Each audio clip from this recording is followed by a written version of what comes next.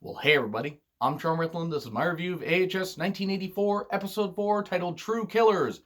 We find out the motivations of some of the goody two-shoe characters were neither goody nor two-shoes, whatever that fucking means. Whole point is, everybody's got some dark motives, and oh boy, seems like things are really going to go off the rails if the preview for the next episode has anything to say about it. So, really, this has been just great fun. Love the slasher movie genre, horror movie genre in general.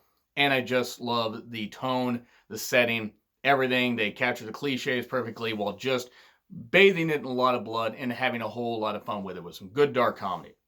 So, typical American Horror Story. But this has really been a return to form for the ongoing series.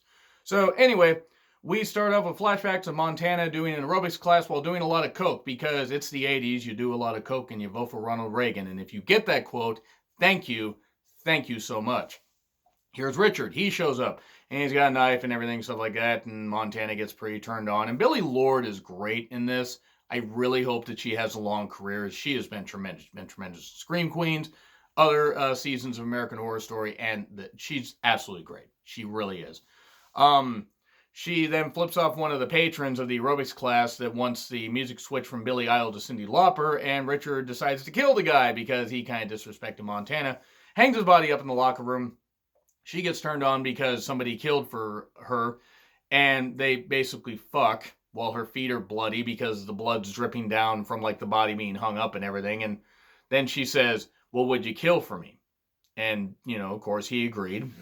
And she says that she wants somebody killed, a certain girl. It's Brooke, because the best man that was shot in Brooke's wedding was actually Montana's brother. So she has a motive for why Richard suddenly is able to find Brooke and everything. So that's a nice way to tie everything together. And then we get to present day, and she's talking about how you need to get to Brooke before Mr. Jingles does. Richard at first doesn't believe that Mr. Jingles is actually out of jail, but she says he is. He killed two guys in front of me at the same time.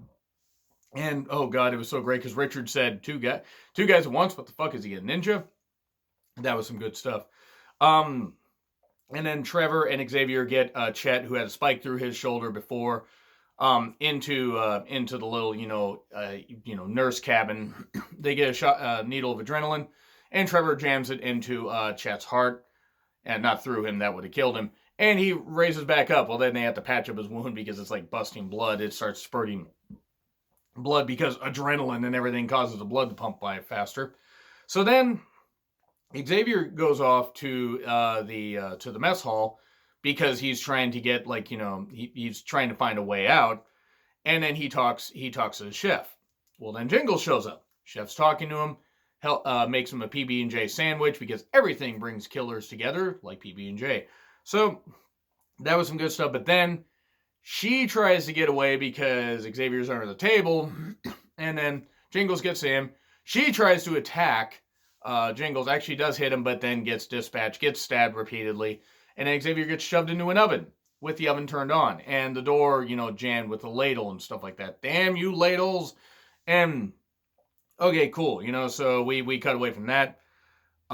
Brooke is stuck in a shed after Nurse Rita took her away after giving her horse tranquilizers, and then she runs away, but then a bear trap, a net trap, springs up and gets her, and it turns out that Nurse Rita set these traps just basically to capture her because she explains the motives. She freed Mr. Jingles. She wants to figure out what makes Benjamin tick and why he's doing this stuff. So Brooke is basically the sacrifice, or the snacrifice, as my best friend would say. The chef somehow manages to free Xavier with basically her last ditch effort and stuff like that. Manages to get the ladle out. So he's got peeled skin and everything, fried skin. But she wants him to kill her because she can't get away. She's basically dispatched. She's just going to basically bleed to death. So he kills her. It's kind of violent and everything. As a killing would be. But, it's kind of a mercy killing and everything. She appreciated it. And, he feels bad, obviously. Then we get a flashback to Margaret and Benjamin actually being friends back, before the whole killing thing happened. Holy fuck, what's actually going on? People are making fun of her. He even accidentally cuts his hand. She does this, stops the bleeding by sucking on his finger. It's almost like Cape Fear, only not as creepy, because nothing is creepier than Cape. That still haunts me. The remake of Cape Fear, by the way, not the good version. I kid. I like the original. I like the remake. So moving on. She says, "Hey Benjamin, will you protect me? Oh, I'd do anything for you." Because he was making a little toy for her, a little thing like, a little dream catcher like thing to watch over her while she sleeps. Well then, so we get to Richard and Mr. Jingles facing off while Brooke is still trapped in the bear net. While Rita and Montana are watching everything, they have a fight. Richard and Jingles have a fight, and then, even though Richard manages to stab Jingles multiple times, slash him multiple times, he gets impaled on a stick.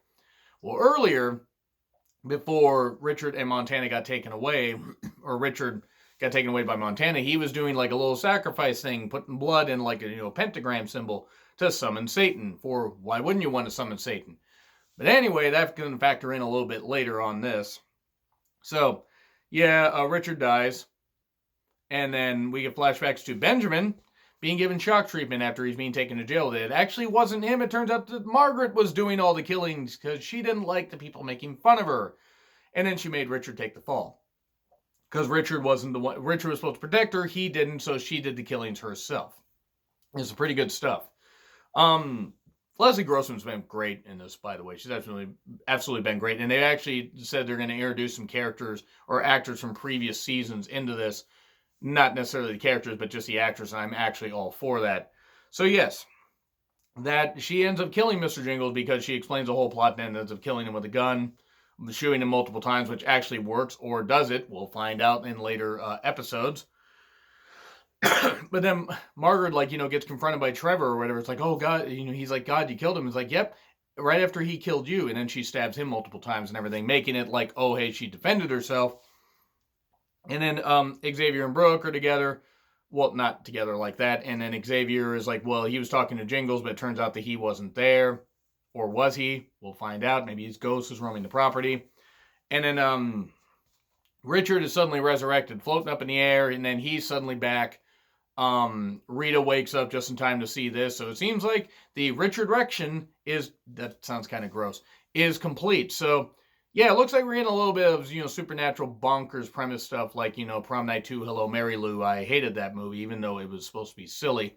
But I enjoyed this episode. I'm not going to grade it, but you guys can leave a grade in the comments if you want. And like, share, subscribe, Twitter handle in the description. I'm John Ritlin. I'll see you soon.